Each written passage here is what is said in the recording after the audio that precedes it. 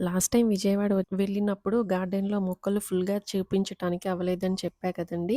అప్పుడు తుఫాన్ ఎఫెక్ట్ ఎక్కువగా ఉండింది. మేము వెళ్ళినప్పుడు. ఈసారి తప్పకుండా వీడియో తీసుకోవాలని విజయవాడ వెళ్ళిన నెక్స్ట్ డే మొత్తం మొక్కలన్నిటిని కూడా వీడియో తీశాను. మా ఇంట్లో నాకు కానీ, అమ్మ, నాన్న మాకు చాలా ఇష్టం మొక్కలన్నీ పెంచడం అంటే. మేము క్వార్టర్స్‌లోకి వచ్చినప్పటి నుంచి కూడా పెంచిన మొక్కలనేవన్నీ కూడా ఇంటి ముందు మొక్కల్ని పెంచుకుంటే ఆ పాజిటివ్ వైబ్ చాలా బావుంటుంది కదా! పల్లెటూరుల్లో తప్ప సిటీలో చాలా తక్కువగా దొరుకుతుంది ఇలా మొక్కల్ని పెంచుకునే ఫెసిలిటీ.